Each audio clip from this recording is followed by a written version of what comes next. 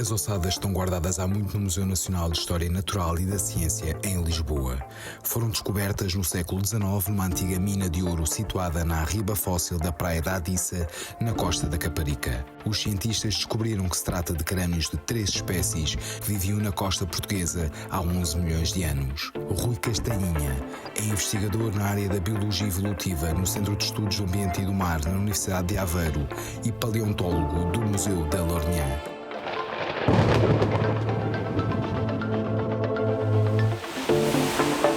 ScienceCast, uma conversa com ciência. Sejam bem-vindos ao ScienceCast, uma conversa com ciência. Damos as boas-vindas a mais um Cientista dos Bons. Temos connosco Rui Castanhinha. Olá. Boa tarde. Boa Olá. tarde. Viva. Obrigada desde já pela disponibilidade, por estares aqui connosco. É um prazer. Eu gostava, visto que tenho aqui um paleontólogo comigo, começar logo a conversa. O que é um paleontólogo? Essa pergunta tem já um problema, é que eu não me identifico como paleontólogo. Ok, então vamos começar por aqui. Faço paleontologia, estudo fósseis, estudo animais que desapareceram há muitos milhões de anos, mas também estudo animais atuais e, portanto, podemos dizer que estudo animais extintos, mas animais também vivos. E, portanto, nesse sentido, não sou um paleontólogo no sentido puro da palavra. Um paleontólogo é aquele que estuda seres vivos ou os vestígios deles que estão preservados no registro geológico. Podem ser pegadas, podem ser excrementos fossilizados, podem ser os próprios ossos, as camas, podem ser uma série de coisas. Eu não me vejo assim, eu vejo muito mais, eu acho que o tipo de investigação que eu faço e o que eu gosto de fazer diz muito mais respeito à evolução das espécies, à forma como a biodiversidade evoluiu, se modificou, se adaptou ao ambiente, como é que o ambiente molda e moldou essa diversidade, e é isso que me apaixona. Portanto, eu vejo-me mais como um biólogo evolutivo do que como um paleontólogo. Então aqui a questão é regressar ao passado para entender o presente, uma perspectiva dinâmica e não propriamente numa questão estática ali só no passado. Sim, há quem faça só isso, perfeitamente legítimo, perfeitamente interessante, é fascinante estudar só o passado, mas a mim interessa-me dar o passo seguinte, que é perceber como é que o passado nos ajuda a compreender o presente.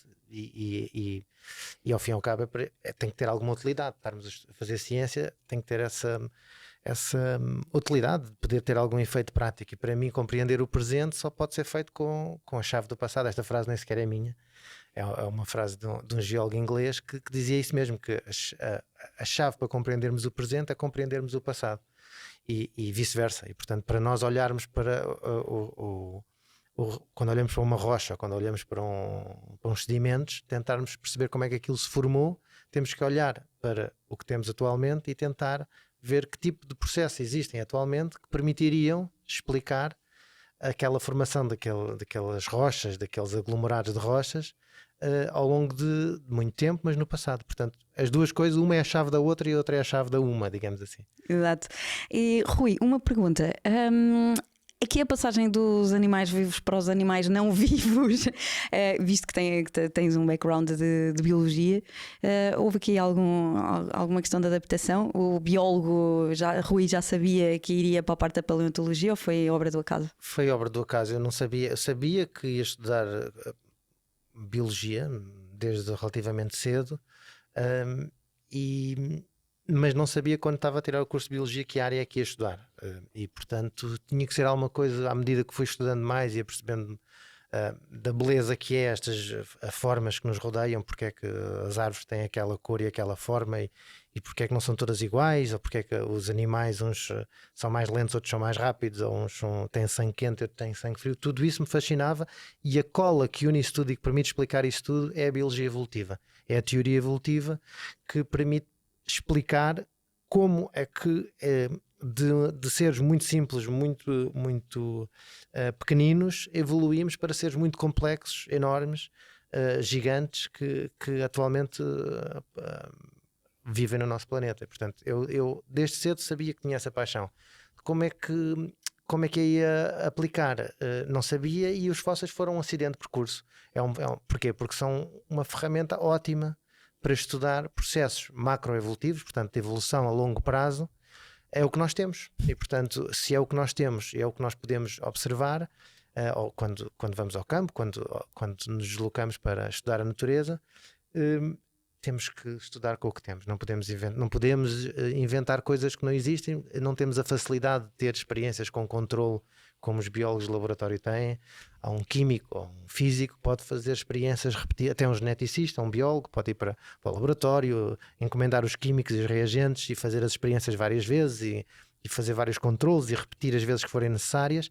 Um biólogo evolutivo, como estuda os processos passados para explicar os processos presentes e vice-versa, muitas vezes não se pode dar esse luxo. Às vezes sim, também há biólogos evolutivos que fazem biologia evolutiva experimental, isso também existe, mas nem sempre. E pronto, e aconteceu eu estudar fósseis e começar a estudar o património paleontológico que estava à minha volta, neste caso em Portugal, mas também fora. E como é que se tem acesso a este património paleontológico? Não é propriamente entrar num laboratório e que giro, encontrei-te? Não, quer dizer, depende. Muitas coisas são descobertas de novo praticamente todos os anos. Há grandes descobertas a nível internacional e até a nível nacional, mas os museus e alguns institutos de investigação estão repletos de armazéns com toneladas e toneladas de fósseis e de materiais, até por serem limpos e ainda por serem descritos e por serem estudados. Porque sempre que se faz uma expedição, não se estuda tudo o que se recolhe, não há tempo. Há muita coisa que foi deixada ao longo dos anos nos depósitos, nas reservas de museus e outras instituições, que muitas delas são de acesso livre. Basta alguém ter interesse ou capacidade para as estudar. Às vezes as instituições não têm as pessoas que possam estudar a panóplia de materiais fósseis que têm à sua disposição nas caves. E quando nós vamos aos museus e vemos as exposições, aquilo é a ponta do iceberg. Existe a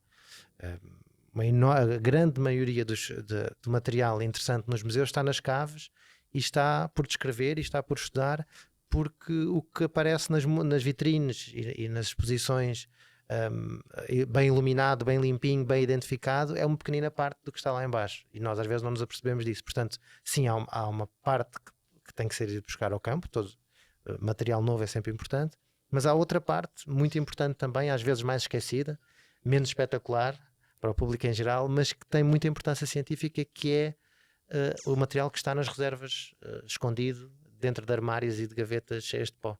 E acaba por ser espetacular também se nós imaginarmos a quantidade de ossos que estão por aí guardados e que podem desvendar muita coisa que ainda não foi descoberta, não é? Sim, sem dúvida. Existem imensas espécies novas que são descritas ou redescritas com base em material que já foi recolhido, e esse é um campo de investigação que uma boa parte dos paleontólogos opta por fazer a carreira nisso, a comparar animais que já estão descritos, a utilizar novas técnicas para os descrever, a preparar material. Quando digo preparar, para as pessoas perceberem, preparar quer dizer limpá-lo, consolidá-lo, expô-lo para poder ser estudado, porque muitas vezes quando se recolhe um fóssil, na maior parte dos casos, ele não está pronto para ser estudado.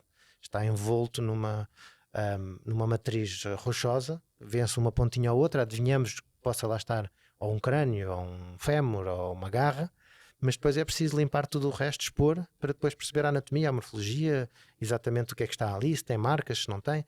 Portanto, isso é a preparação dos fósseis. Portanto, esse processo implica uma boa parte da investigação científica neste ramo da biologia, pronto, que é a biologia passada, digamos, a paleobiologia, se quisermos. Paleobiologia, assim. ok. E deixámos um bocadinho a parte das exposições de fora, que é a outra parte quando nós não temos acesso aos fósseis através dos museus e das coleções que já estão feitas. As exposições, dizes tu? Das exposições não, temos as partes das exposições que estão disponíveis ao público, certo. mas depois temos a parte das caves por aí fora, dos acervos onde estão guardados os ossos. Exatamente. Pronto, exatamente. Mas quando não queremos fósseis novos, que ainda não foram descobertos, temos que ir para o campo. Sim. Não sim, é? sim. E temos aqui uma pessoa que tem alguma experiência nisso, não é? Podemos dizer alguma. Sim, ir para o campo, muitas vezes as pessoas têm esta ideia de que um paleontólogo é um Indiana Jones que pega num chapéu e num martelo. Com certeza. Não é? É o que as pessoas pensam. Sempre. Pronto. A maior parte dos paleontólogos não tem esse aspecto, não se comporta dessa maneira, ainda bem. Porque no campo a última das coisas que nós queremos é ser aventureiros e correr riscos. Nós temos que ser muito minuciosos, temos que preparar a expedição com bastante tempo de antecedência. Fazemos muito poucas expedições, são raríssimas as expedições onde nós vamos à descoberta de coisas que são absolutamente desconhecidas. Nós já sabemos que há fósseis naquela localidade, sabemos mais ou menos a zona, se é que não sabemos a coordenada GPS precisa, e é assim que nós vamos para o campo, porque se formos para o campo à procura de qualquer coisa, raramente se encontra. Portanto, a preparação da ida para o campo é tão importante como o trabalho de campo em si. Portanto, esse processo, desde ter a ideia do que é que se quer estudar, até se escolher o sítio, porque se encontrou um ou outro artigo científico onde já algum colega já fez trabalho de campo e já até pode ser num tipo de investigação completamente diferente, à procura de petróleo, ou à procura de ouro, ou a fazer um survey geológico, uma prospecção geológica para fazer uma carta geológica. Encontrou ali uns vestígios de umas garras que pareciam ser de um animal esquisito. E ele disse, são garras de vertebrados, ou são garras de dinossauros. Alguém que é especialista em dinossauros lê aquela frase no meio de um artigo que pode ter 100 páginas e percebe que naquela zona do mapa há vestígios de coisas que lhe interessam. E vai para lá, e é assim que se começa uma descoberta de algo, de uma jazida nova ou de uma espécie nova. Não é como as pessoas muitas vezes pensam, acima de um cavalo por meio de um desfiladeiro, ao som de uma música galopante, encontrar as coisas à primeira. Não é assim que acontece. Há muito trabalho de preparação, há muito estudo, falar com colegas, ir a congressos, ler vários artigos, estudar as cartas geológicas, arranjar o financiamento e as pessoas e os contactos para poder ir para o campo, e depois ir para o campo. E depois aí é o início da coisa. Só aí é que começa. Só aí é que começa, exato. Aí é que o trabalho visível. Sim, porque quando nós vamos para o campo, a primeira coisa que se faz é tentar encontrar a zona mais prolífica, mais rica em fósseis que está à nossa volta. E depois fazer uma pequena prospeção à volta dessa zona para ver quais são os limites. E depois começar a escavar. E depois trazer o máximo de material possível no curto espaço de tempo que nós temos. Claro, porque cada dia em campo é mais custo. É mais custo, e nós temos os dias contados, e muitas vezes encontramos coisas no último dia. Literalmente os últimos dias normalmente são os mais produtivos. Há várias razões para isto. Eu tenho as minhas teorias, mas queremos partilhar. Pois, não acho que seja uma coincidência. Porque é que no último dia se descobrem mais fósseis do que no primeiro, ou do que no dia do meio da expedição. Tem algumas razões para isso. E até acho que nas últimas horas do dia, na última hora do dia, é a hora mais produtiva, e há razões que permitem explicar. Então as expedições podiam ser só de um dia, não é? Porque não, assim ficava produtivo. Pois, mas é que para alguma coisa dar certo, muita coisa tem que dar errado primeiro. Exato. E qual é a razão para isso acontecer? Que eu acho, a minha explicação. Eu já ouvi várias histórias de vários colegas que, quando chegam de expedições, me dizem, ou dizem em entrevistas como esta, foi na última hora, ao pôr do sol, que nós encontramos aquele fóssil que estava ali, exposto a sair da areia e tal. E que sorte que eu tive. Mas várias vezes, quando eu ouço essa história, várias vezes das duas, ou é mentira, que também pode ser, ou é verdade e há alguma razão para isso acontecer. Porque é que a probabilidade de encontrarmos fósseis no último momento da expedição é maior? Eu tenho uma ideia e alguma experiência que acho que pode ajudar a explicar isso, que é, quando nós chegamos a um sítio novo, não conhecemos o sítio novo e exploramos o sítio novo e não sabemos quais são os locais que têm mais e menos fósseis. Se nós não encontramos nada, vamos continuar a procurar, não é? E havia um amigo meu que dizia há uns tempos, eu encontro sempre aquilo que eu procuro na última gaveta que abro. Já pensaram nisso? Porque é que nós só encontramos na última gaveta que abrimos? É porque a seguir a encontrarmos aquilo que procuramos, paramos de procurar. É verdade. Portanto é sempre na última. É verdade. A última pode ser a primeira, pode ser a segunda, pode ser a terceira, mas é sempre na última. E no campo é a mesma coisa. Nós encontramos até procurarmos. Procuramos até encontrarmos, perdão. E quando encontramos, focamos-nos nesse local. Se nós nunca encontramos, vamos sempre procurar até o último dia. Depois, há outro fator que é a nossa ansiedade, e o nosso esforço aumenta. Se no primeiro dia nós estamos um bocado mais relaxados com o tempo, no segundo já estamos mais apertados, e ao fim de uma semana já estamos à rasca, e se a expedição é de 15 dias e só temos 15 dias para estar naquele local, no último dia estamos loucos para encontrar qualquer coisa. E já viramos todas as pedras e já olhamos por baixo de todos os arbustos, e a nossa atenção já está treinada para despistar tudo o resto que não era fóssil. Foco. Já o foco é diferente. As pedras que pareciam que eram fósseis, nós já não olhamos para elas, porque sabemos que aquelas já não vão dar nada, e as que nós achávamos no início que não tinham importância nenhuma, começamos a olhar para elas e pode ser que esteja aí. E porquê na última hora? Porque no pôr do sol, tal como no nascer do sol, a luz é rasante e aumenta os contrastes.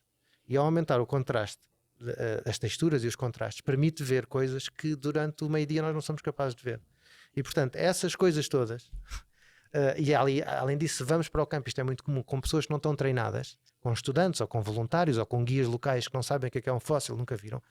No primeiro dia eles estão menos treinados, mas no último estão muito mais treinados. E portanto, a probabilidade de nós encontrarmos o fóssil que procuramos, o mais importante da expedição, nos últimos dias, é em princípio maior do que nos primeiros Isso dias. é ótimo, dá uma motivação extra quando nós não estamos a conseguir encontrar no campo. Desconstrói um bocado esta ideia de que a sorte sorte. Vêm as variáveis, vem o espírito científico aqui desromantizar um pouco a coisa. Normalmente há explicações para esses fatores a que nós chamamos sorte. E embora ela seja muito importante, há coisas que contribuem para maximizar ou minimizar a sorte que nós temos. E falando agora um bocadinho sobre há fósseis de todo o tipo, há animais de todo o tipo. O que é que leva um investigador a escolher determinada espécie em vez de escolher outro ou determinado tipo ou formato de animal? Podemos falar um pouco sobre isto? Sim, sim. O que é que leva? É mais ao contrário. É o que é que faz com que o investigador se cruze com determinados fósseis. Atraia um determinado ou tipo. Atraia. É que lá está. Nós somos as circunstâncias que nos levaram a ser aquilo que nós somos. E mais do que esta ideia de que eu quero ser um paleontólogo de dinossauros, também há pessoas absolutamente apaixonadas e que lutam a vida toda para fazer isso e chegam a fazer isso. Numa ciência como a paleontologia, assim como na arqueologia ou assim como na história, nós estamos limitados às provas, às evidências, aos factos que existem e que nós vamos encontrando à medida que vamos ou para o campo ou para os museus ou para o laboratório. E são esses factos que, à medida que nós vamos fazendo investigação, que nos aparecem pela frente, que vão moldar e que vão direcionar a nossa carreira. Mas estar mais interessado em dinossauros ou em anfíbios ou em um determinado réptil, ou há aqui algum padrão que nós possamos. Nós estávamos a falar no outro dia sobre a questão dos perfis e de nós identificarmos algumas características que eram comuns a umas espécies e a outras. Sim, há alguns campos da ciência, diria eu, mas da sociedade em geral, atraem pessoas com perfis parecidos com o objeto com o qual eles trabalham. E isso eu noto isso um bocado na paleontologia. Os ramos diferentes da paleontologia atraem pessoas diferentes, até porque a competição é diferente nos ramos diferentes. A paleontologia em si mesma já é uma ciência muito polémica, muito que atrai muita atenção mediática, muito, eu diria, sexy. Porque há muito esta questão do que é sexo e o que é que não é, e o que não é. Vende muito bem a paleontologia. Uma descoberta paleontológica pode dar exatamente o mesmo trabalho, ou até muito menos, do que uma descoberta em matemática, ou em física, ou em química, que pode ser muito interessante, mas se as pessoas não virem uma aplicação prática, um corolário novo, um teorema novo matemático, que são descritos milhares todos os anos, as pessoas não ligam nenhuma. Mas qualquer espécie nova que apareça de um dinossauro vai seguramente aparecer nos jornais portugueses ou internacionais. E porquê? Porque eu acho que nós como seres humanos ligamos a coisas que nos chocam ou que nos impressionam. Um animal grande, dentes afiados, é mais impressionante do que um anfíbio que vive no meio de um lago e que é meio pegajoso e que interessa a menos pessoas. Um animal não é mais valioso que o outro, não vale mais que o outro, não tem mais interesse que o outro. Mas as nossas crianças e a nossa sociedade liga muito mais a um predador que pesava toneladas e que podia engolir outros animais com uma só dentada do que um ratinho pequenino que vivia enfiado num buraco. Então quer dizer que o investigador que esteja numa área dessas, que esteja a investigar uma espécie que seja mais pequenina, menos sexy, menos ambientada, poderá ter exatamente o mesmo trabalho do que outro que poderá andar à caça de um predador, digamos assim, e vai ter muito mais espaço mediático aquele que anda à caça do grande predador. Sim, do ponto de vista mediático, sim, isso é verdade. Não quer dizer que seja melhor ou pior cientista, claro, mas quer dizer que a sociedade, o público em geral, interessa-se mais por algumas palavras-chave, alguns animais-chave que são mais mediáticos, lá está, até porque há filmes, há músicas, há merchandising, há museus em que esses animais são altamente divulgados, e outros que são o parente pobre são interessantes também, mas menos pessoas se interessam por eles. E esse tipo de investigação depois reflete-se também no financiamento. Há mais financiamento, há mais institutos, há mais bolsas, há mais dinheiro disponível para fazer investigação em coisas que depois trazem retorno mediático e impacto na sociedade. Isso é compreensível, eu não me queixo disso, mas isso cria um viés no tipo de investigação que se faz. Como eu digo, não é menos interessante estudar um ratinho do que estudar um Tyrannosaurus Rex. Mas se nós fizermos um programa, uma reportagem sobre um Tyrannosaurus Rex, vai chegar a muito mais gente, há muito mais gente a querer saber do que se fizermos sobre uma nova espécie de ratinho. Pronto. E isto não tem nada a ver com o coitado do rato ou o coitado da T-Rex. Claro. Tem a ver com como é que nós olhamos para estes animais. Que ideias é que nós projetamos, como é que nós os vemos e como é que eles refletem a nós essas ideias. Um animal poderoso, o Rex, não é? O rei, que era um predador que comia todos os outros e que afastava todos os outros. Toda a gente quer saber o que é que se passa, não é? Com o rei da selva, não é? Pois os outros têm menos, daí para baixo, têm todos menos interesse mediático. E o que é que leva um investigador a sentir-se atraído por uma espécie menos sexy, digamos assim? Boa pergunta. Certo. E aí chegamos ao perfil dos investigadores, e era aí que eu queria chegar. Alguém que se interesse por um animal menos mediático, vamos lhe chamar assim, menos impressionante, tem um interesse, diria eu, a priori, em média, numa forma geral, mais autêntico, mais genuíno na ciência que está por trás das perguntas que quer fazer. Não quer dizer que não haja pessoas muito interessantes, muito autênticas, muito genuínas, muito inteligentes a estudar animais muito mediáticos, claro que as há, mas esses animais, esse tipo de animais impressionantes, gigantes, com os dentes afiados, atraem outro tipo de pessoas, outro tipo de perfis, que é menos atrativo para alguém que está disposto a ter uma vida mais tranquila, a estudar animais que não têm tanto impacto, que não há tanta competição, porque isto depois também tem a ver com a competição. Porque há competição dos investigadores. Claro, vivemos em sociedade e a sociedade atualmente é uma sociedade capitalista, competitiva, em que as pessoas têm que lutar por aquilo que querem, então os projetos não são dados a toda a gente, quem tem mais publicações acaba por ter mais financiamento, e quem tem mais financiamento acaba por ter mais publicações, e é um ciclo vicioso. E isto é tudo importante. É importante que eu publique bem numa revista importante, numa revista em que há um fator de impacto maior. O fator de impacto é aquilo que os cientistas usam para medir a importância das descobertas que fazem quando as publicam. Ok. E isso faz com que quem vá para um tipo de investigação está obrigatoriamente com um tipo de disposição, de atitude para maior competição, para maior luta pelos recursos, e isso torna-o parecido ao tipo de animais que eles estudam, que são também os próprios mais mediáticos. Têm perfis e atitudes que são parecidos, eu acabam posso já por se dizer complementar. Que o ramo da paleontologia ou da anatomia comparada que tem maior competição de todos de longe, onde as pessoas, onde alguns investigadores odeiam-se de morte, vão para os congressos berrar em público uns contra os outros, é o da paleontologia de hominídeos. Sério? Claro, porquê? Porque descobrir um novo hominídeo, descobrir a origem do homem, tem implicações não só mediáticas, mas até políticas. Sim. E filosóficas Completamente. absolutamente profundas. Saber se nós somos descendentes de animais que viveram em África, ou na Ásia, ou na Europa, pode mudar a ideia de onde é que vem o homem e a importância das raças, e a importância de se existem ou não, a importância de uns povos perante os outros, e isso pode criar atritos brutais que não existem quando se descobrem animais que não são parecidos com os homens. Menos sexys. Quanto mais próximo de nós, e ainda bem que eu não faço paleontologia de hominídeos, portanto não faço esse tipo de escavações, porque eu tenho histórias e conheço colegas que se odeiam de morte e são exemplos, alguns deles até são públicos a nível internacional, de famílias inteiras que descobrem hominídeos em vários países e que se odeiam e que Voltamos ao Indiana Jones, afinal. Sim, de outras, não com tiros e com facadas, mas com papers, e com chicotadas, mas com papers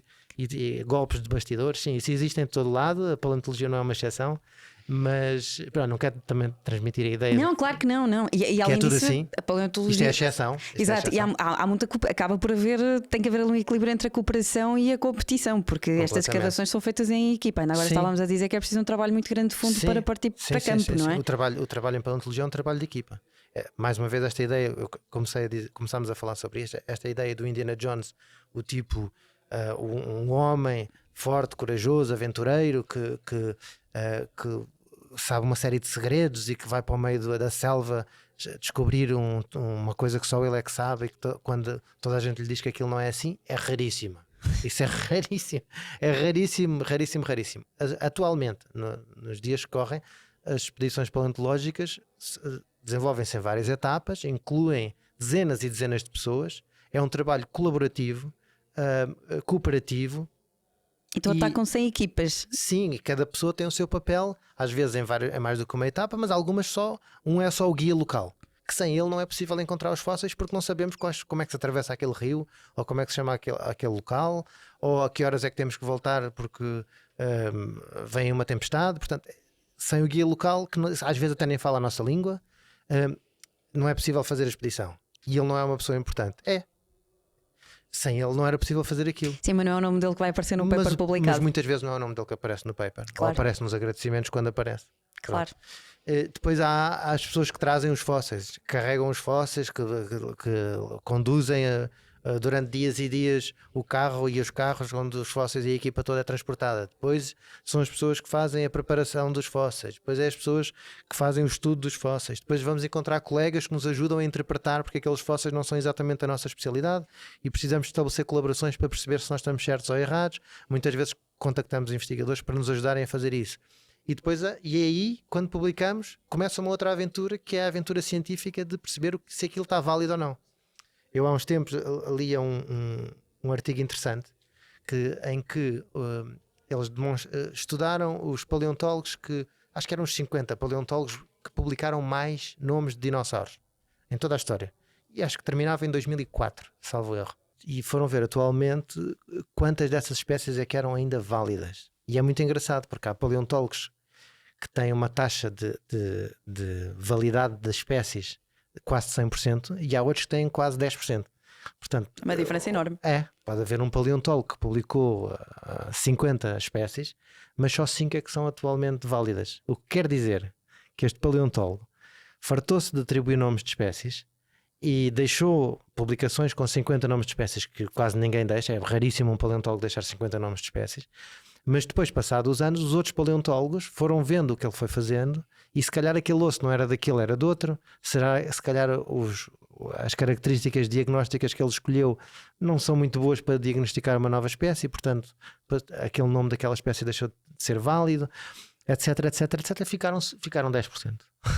E isto dá uma ideia de que não é porque se publica muito que se está a fazer um bom trabalho. O que é que dá essa indicação? É passado umas décadas, os nossos colegas que vão pôr o nosso trabalho em causa validarem ou invalidarem o nosso trabalho. É assim que a ciência funciona. Todas as descobertas que são publicadas são válidas até serem invalidadas. Pronto, e Alguém dizia isso também. E em paleontologia isso é muito claro. Essa ideia de que uma verdade científica só é válida enquanto for falsificável e enquanto não for falsificada é muito claro em paleontologia e é muito grata ou ingrata ao longo dos tempos, porque os fósseis estão lá, qualquer pessoa pode ir vê-los, qualquer pessoa pode compará-los e, portanto, nós descrevemos e deixamos as coisas para os próximos virem analisar, e se nós fizermos mau trabalho, o tempo e a história nos dirá julgar. Ok, exato. Estamos aqui a falar de biologia evolutiva, não é? De tempo, portanto, nós acabamos por ser o passado do futuro que vem por aí. Sempre. Claro. Sempre. Sim. E como é que é gerir um bocadinho as expectativas aqui relativamente ao público? Estávamos a falar que havia ciência mais sexy, havia ciência menos sexy, nós muitas vezes esperamos que a ciência nos dê resultados, quer dizer, se tem ali um paper que me diz que há uma espécie assim, por exemplo, falamos da questão das baleias, agora no trabalho do Rui. Como é que eu tenho a certeza que aquilo não vai ser invalidado? Não é corroborado, é invalidado? Sim, ou validado ou invalidado. Portanto, Exato, invalidado.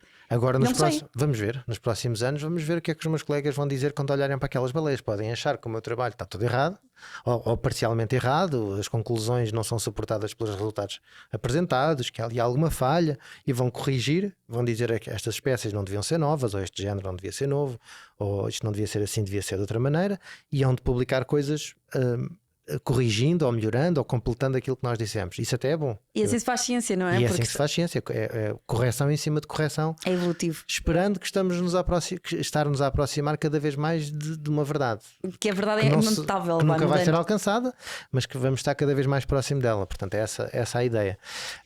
Mas como é que sabemos que está certo? O tempo dirá. Portanto, tempo lá está. dirá. Os próximos papers que se dedicarem a comparar aquelas baleias com outras e virem que de facto aquelas características são únicas, são diferentes e justificam a atribuição daqueles géneros e daquelas espécies, vão validar os nossos trabalhos. Os que discordarem de nós, argumentando e demonstrando porque é que discordam, vão invalidar e, portanto, vamos ver o que é que vai acontecer. Eu estou seguro do trabalho que nós fizemos, com os dados que temos atualmente, estou perfeitamente seguro, mas vamos ver o que é que vai acontecer. Quanto mais pessoas estudarem, são aquelas espécies.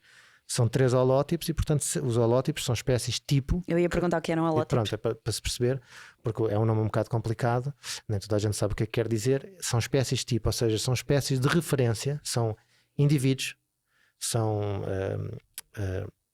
Outra maneira de se referir a ele é como espécimes, são indivíduos, são fósseis únicos que estão guardados num determinado local que servem para ser comparados com outros. Quem quiser estudar, quem quiser saber se, por exemplo, um género que nós descrevemos e uma nova combinação, um novo nome de espécie que nós atribuímos é o Adicetus porque foi descoberto na praia da Adissa, Adicetus vandeli.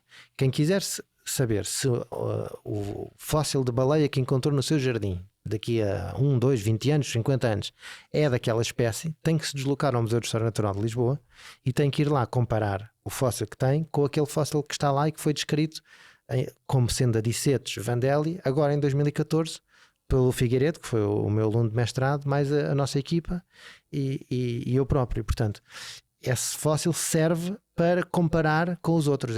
Qualquer coisa, qualquer animal que se queira dizer que é daquela espécie tem que ser comparado com ela, e qualquer animal que se queira dizer que é diferente também tem que ser comparado com ela. Portanto, é muito importante que o holótipo, aquele indivíduo, aquele fóssil particular, esteja muito bem preservado, muito bem seguro, num local disponível a qualquer cientista que tenha interesse em compará-lo com outros. Ok. Isto faz sentido?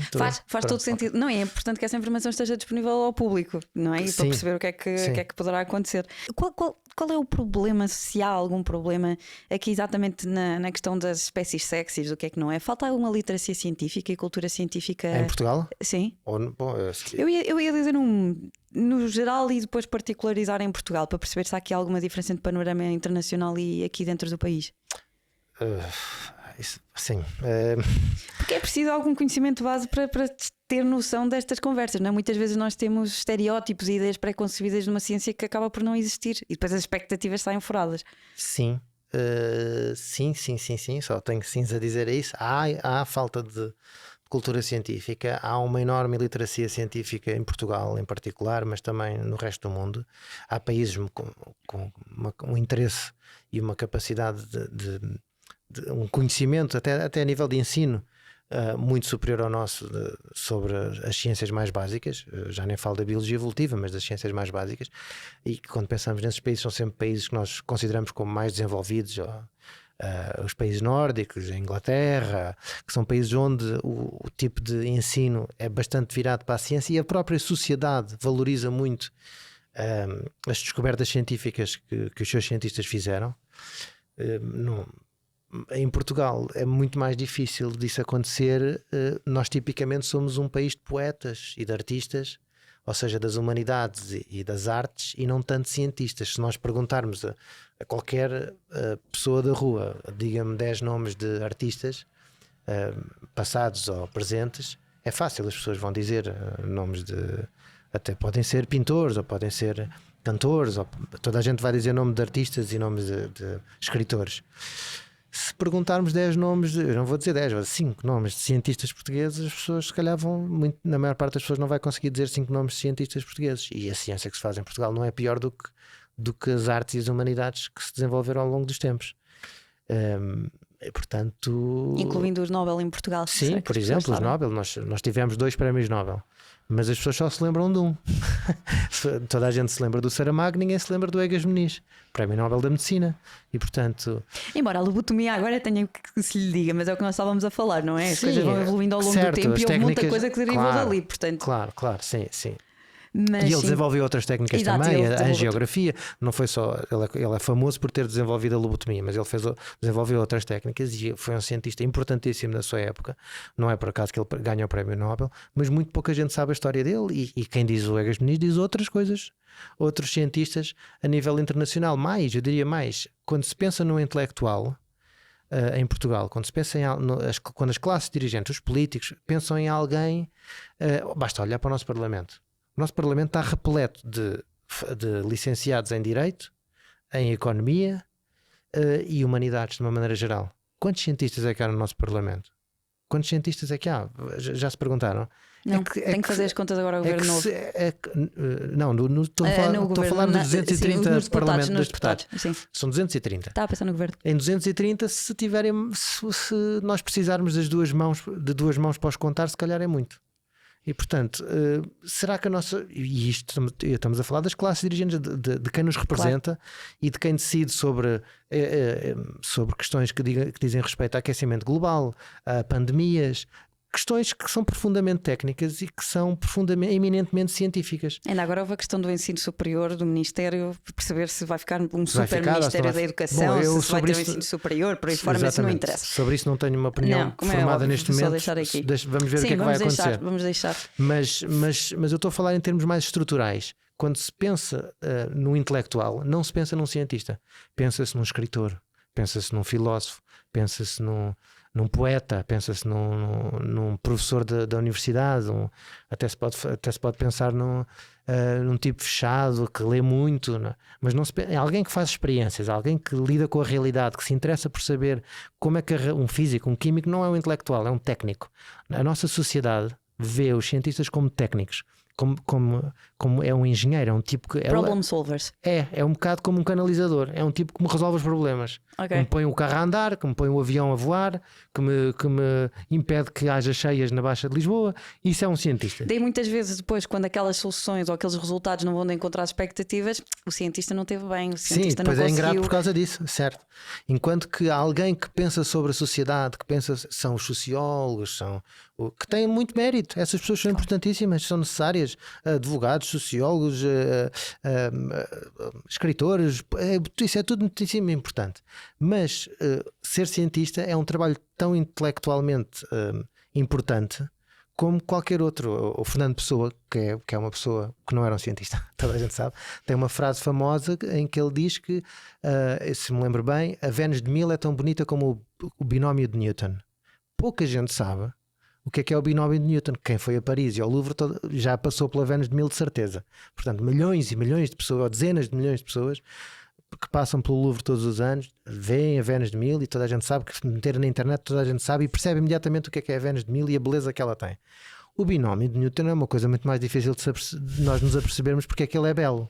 Não é? Explica o universo, é a linguagem do universo, é matemática, não é? Sim, mas é preciso envolve algum esforço, algum conhecimento, alguma educação, e a nossa sociedade tem que fazer isso para poder até decidir sobre coisas tão práticas como, nós acabei de dar um exemplo claro, há 2 ou 3 anos, a pandemia, se nos devemos vacinar ou não, que tipo de vacina é que devemos usar, esta coisa do aquecimento global é importante ou não é, que tipo de estruturas é que temos que fazer quando construímos um prédio, ou puxando a brasa à minha sardinha, de onde é que nós viemos? Nós, os seres humanos, nós, os animais, nós, os seres vivos, como é que evoluímos? Se nós não sabemos isto, como é que podemos decidir e perceber o mundo à nossa volta e tomar decisões? Se nós não conhecemos as coisas que nos rodeiam, o material de que nós somos constituídos, como é que podemos tomar decisões? E é aqui que entra a divulgação de ciência, é aqui que entra a educação científica, e é aqui que entra este tipo de educação científica que é muito importante. E sociedades mais cientificamente iletradas têm mais dificuldade em tomar este tipo de decisões e E pronto, tem coisas boas e tem coisas más. Incorporar os princípios científicos nas próprias decisões. Às vezes tem coisas más, atenção, eu também assumo isso. Às vezes dá mais jeito de ter uma sociedade mais, digamos assim, tecnocrata. Não, uma sociedade que acredita mais nos cientistas sem os perceber, do que alguém que percebe um bocadinho de ciência e está sempre a pôr em questão. Isso aconteceu com a taxa de vacinação cá em Pois, Portugal. É um exemplo claro, exatamente. Em Portugal, eu acho uma das explicações por nós termos uma taxa de vacinação tão elevada foi mérito da organização a nível nacional, mas foi um enorme mérito da população portuguesa de aceitar tudo. Mérito ou característica, vou-lhe chamar assim, de aceitar tudo como lhes apresentam e de ir ordeiramente, respeitosamente, vacinar-se. Algumas pessoas tentaram até receber várias vacinas e passar à frente umas das outras, porque não houve. O movimento anti-vacinas em Portugal foi fraquíssimo, enquanto que em países muito cientificamente iletrados, França, Estados Unidos, etc., os movimentos anti-vacinas foram muito maiores e as taxas de infecção por Covid também foram, e isso teve implicações até ao nível da morte e da doença de várias pessoas. Em Portugal, graças a, vou dizer a Deus e à ciência, tivemos boas taxas de vacinação e permitiu salvar muitas vidas. E agora pegar aqui, já estamos a acabar, que o tempo está a apertar, para mim ficava aqui muito mais tempo na conversa, mas graças a Deus e à ciência, a nossa pergunta aqui acaba sempre da mesma forma, que é algo com ciência, algo com quê? E visto que metemos Deus aqui à conversa, o que é algo com Deus e o que é algo com ciência? Para terminar aqui esta pergunta, para um biólogo evolutivo, como é que nós podemos responder a isto?